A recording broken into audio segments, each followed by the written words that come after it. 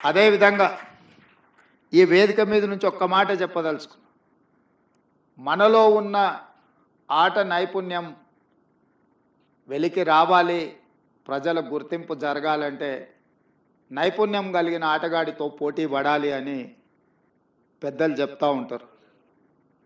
ఈరోజు పక్క రాష్ట్రంలో నారా చంద్రబాబు నాయుడు గారు ముఖ్యమంత్రిగా బాధ్యత చేపట్టిన తర్వాత అభివృద్ధిలో, సంక్షేమంలో వారితో పోటీ పడి ఈ రాష్ట్రాన్ని ముందుకు నడిపించే అవకాశం నాకు వచ్చింది.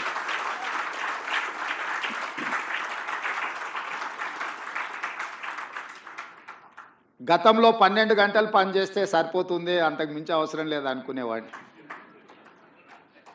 కానీ ఇప్పుడు వారు 18 గంటలు పనిచేస్తే నేను 12 గంటలతో సరిపెడితే కుదరదు. కాబట్టి మా అధికారులకు, మా సహచరులకు మనం కూడా 18 గంటలు పని చేయాల్సిందే.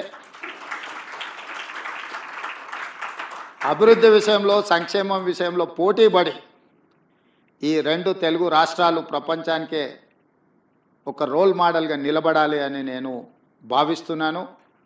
ఆ దిశగా మా ఆలోచన, మా విధానాలు, మా నిర్ణయం ఉంటుంది.